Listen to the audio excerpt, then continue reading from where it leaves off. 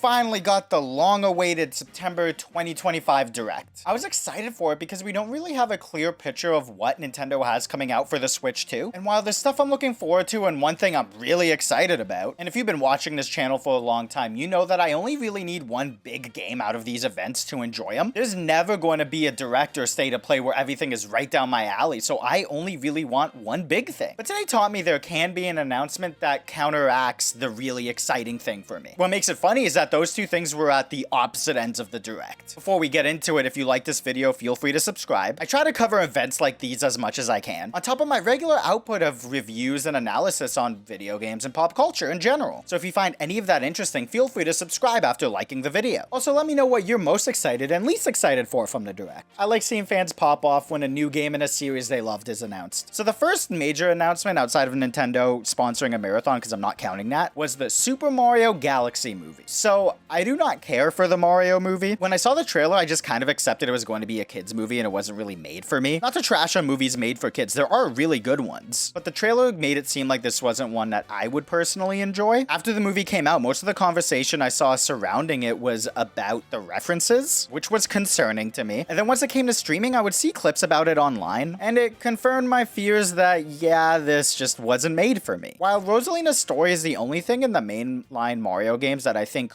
could be adapted well, but given the title doesn't have her name in it, I highly doubt that the whole movie is just going to be her backstory. But this movie getting a title isn't the announcement that I hate. What I don't like about it is that this is the main part of Mario's 40th anniversary. Personally, I don't really like it when video games start to focus too much on other media. I think movies and shows do a great job of supplementing the games, but when those adaptations start to affect the main series, that's when I have an issue with it. And the big part of Mario's anniversary being a movie is just so disappointing to me. One thing I find hilarious about the announcement is that they showed off the cast in like the exact same way. You really shouldn't be giving me sequelitis for the announcement of your movie. That's like not a good sign, especially because I think they only showed off people from the original cast. That wasn't the only Mario 40th anniversary thing here, but I found the other ones kind of lackluster. Super Mario Galaxy plus Super Mario Galaxy 2 is kind of cool, I guess. It's nice to finally have Galaxy 2 on Switch, but considering one of these games has already been ported to Switch, it's not as exciting. And what makes it even less exciting is that, you know, this is only happening because of the movie. So I might just being cynical about it, but this feels like a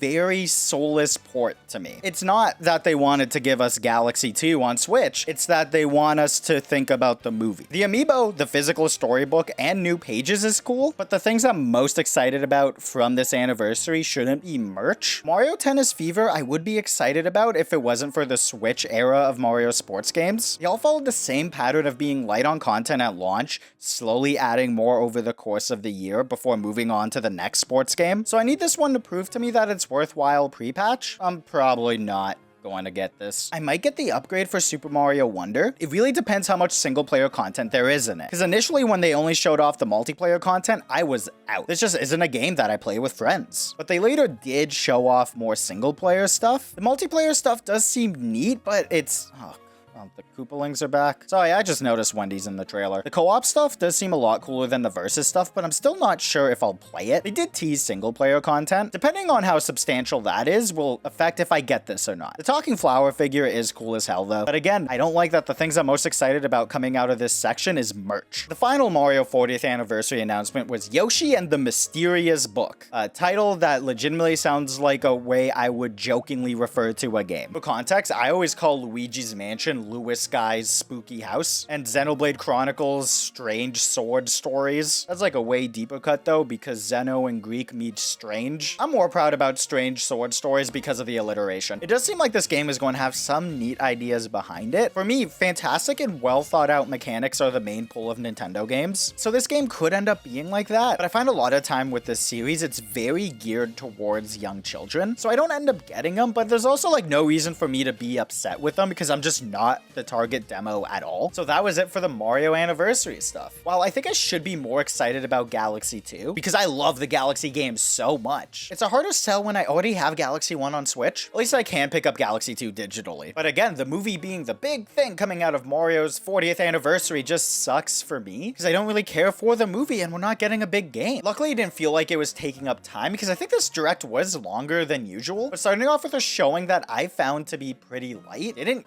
get me excited to go through the rest of the direct, you know? Until something I liked came up, I kind of just sat there a bit disappointed. Especially because a little teaser for the movie's title, like, doesn't really hit at all. They should have had an actual trailer for it. But then again, I can't get too mad at it because I'm not the target audience for this movie. And I think I'm just not the market in general for video game franchises like Mario being adapted to film. I need to move on from this. Hop-U-Com seems like it could be a pretty fun multiplayer game with friends. I can see this one doing pretty well on Twitch, but it really depends how far they're able to stretch the core mechanic of the game. At the very least, Ikaruga co-op platformer sounds interesting on paper. Tomodachi Life got showed off again, and I imagine this was really exciting for people who are looking forward to this game, but hitting us with a blanket spring 2026 is a bit disappointing. Final Fantasy VII Remake Intergrade got a date. I'm only bringing it up for two reasons. First off, I see that you said there's a physical version of it. That better mean it's not a game key card. Second, the year made me realize that this game is almost 6 years old. I don't know why, but comparing that to other games released in 2020, it feels fake. I think it might be because it took so long to come out. Okay, so I have a question for you all because I'm not sure if this is something only I experience or not. Is there a series or a game that you realistically never played for no good reason? You know you would like it, but you just haven't played it, and then a new entry comes out and you finally get motivated to play the original game? Related, Hades 2. I really should get around to Hades, man. Like, I've seen some buddies stream it on Twitch, and watching through this trailer, this does seem really fun too. So much of it is down my alley, except for the roguelike system. But at some point in time, I really need to get over that hump when it comes to this genre so I can finally start enjoying some really good games. Also, 1080p 120 FPS when it's docked? Hell yeah, dude. The Kirby Air Riders amiibo are really cool. Being able to swap the characters with the different carts, I guess,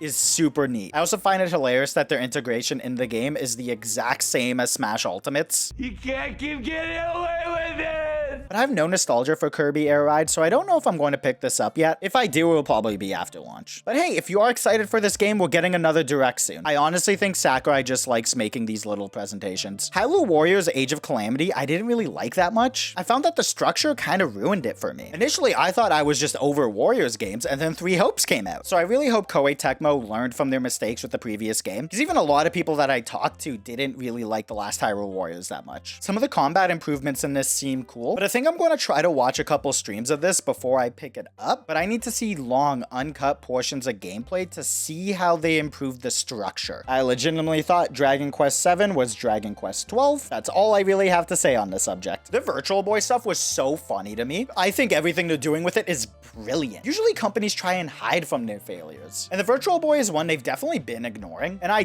died laughing when this was announced. They even got a Virtual Boy that you could put your Switch into and a cardboard version of it. I'm sorry, this is peak. If you don't like this, you don't like fun. This is so stupid, I love it. Fatal Frame 2 Remake I'm only bringing up because I realized after uploading my short on the Nintendo Direct that I forgot to mention it. Oops.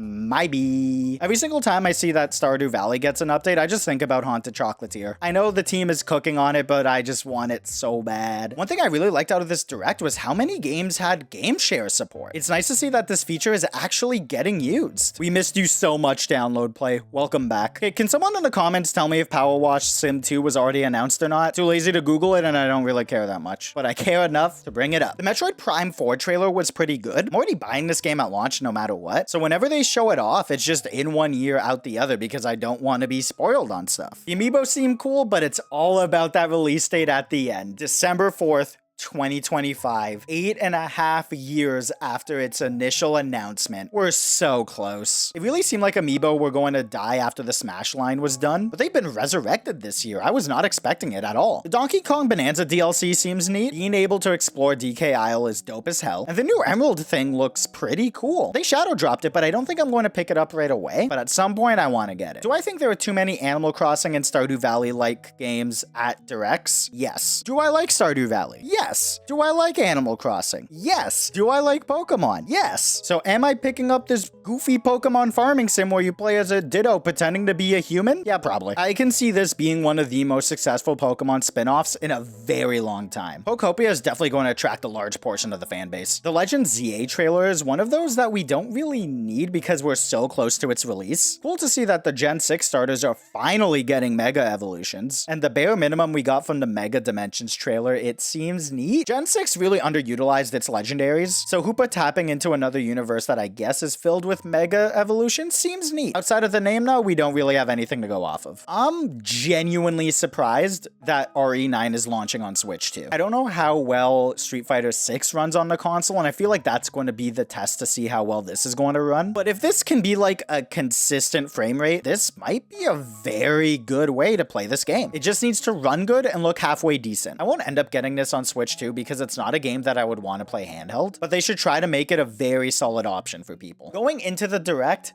I wanted two things. The first one was a new Xenoblade game, mostly because I keep forgetting that X Definitive Edition came out this year because I do not like that video game. And considering how Xenoblade 3's DLC ended, I've been dying for like Xenoblade 4 or like something Xenosaga related. Please, Monolith, give me more. I need to look up what happens in that extra story bit of Xenoblade X. And the final announcement ended up being the other series that I wanted to see a game from. I have been waiting for a new Fire Emblem for a very long time. Specifically a Genealogy of the Holy War remake. We're not getting that, but unlike with Engage, this time around, I do not care. Fire Emblem Fortune's Weave looks so good, dude. I'm so on board with it. Graphically, it is a huge step up from the Switch games. Just off of this one trailer, it seems to be taking a lot of stuff I liked from Engage while dumping the stuff that I did not like. Like the negative perception of the series that people have, not because they've played it, but because there's way too many Fire Emblem characters in Smash, is what Engage is and not what the rest of the series is. It's just pure anime trash. But gameplay-wise, I thought Engage was very good. So if this does take all of those really good elements from Engage, while dumping the stuff that held the game back for me, I legitimately think this can be the best entry in the series. I would need to see more of it to even begin to make that claim. Also, I would need to play it. But so far, this one trailer is the most hyped I've gotten for a Fire Emblem game since Fates was announced. Basic premise seems really cool. I noticed early on in the trailer that fake Alucard was wielding a relic weapon from Three Houses, and then we got the final bit of the trailer. I popped off.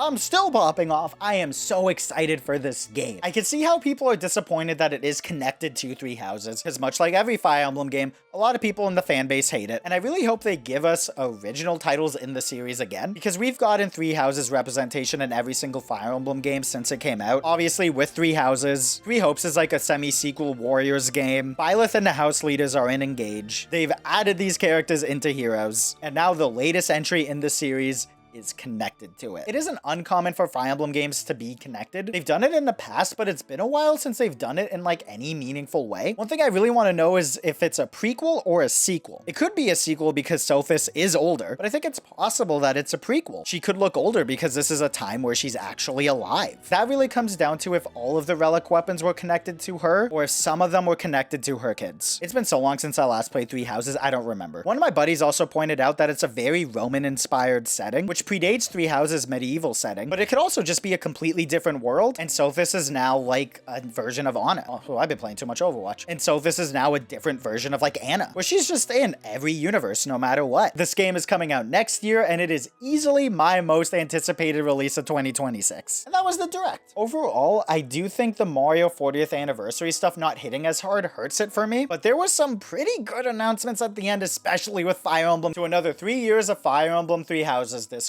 Thank you, Intelligent Systems. But yeah, the Direct was fine. Definitely would have liked it a lot more if the Mario stuff hit me harder, but I got some DLC I'm excited for, a date for a game I've anticipated for a very long time that I thought was coming out in August for some reason. I don't know how I gaslit myself into thinking Prime 4 was coming out last month. And the new Fire Emblem game that I have been waiting so long for. Yeah, this Direct is good. It was fine. Whatever. I'm not mad. I'm happy. So I think I was wrong at the beginning going through this whole Direct right now. I don't think a disappointing announcement for me can ruin a Direct, because usually if it disappoints me, it's because I'm not the target market for it. Usually when it comes to these types of events, that's where a lot of the disappointment comes from. What they showed off just isn't targeted towards you. So once you accept that, it makes the Direct feel a lot better, especially when you get that one game you're excited about. I'm just so happy we're getting a new Fire Emblem that's connected to Three Houses. That game is so good, and I'm very excited for this. Do you agree? Think I'm an idiot? Comment down below. Like the video if you can see my film school pretensions showing when I was talking about the Mario movie, and subscribe for more content. Follow me on other platforms if you want. Take care, guys.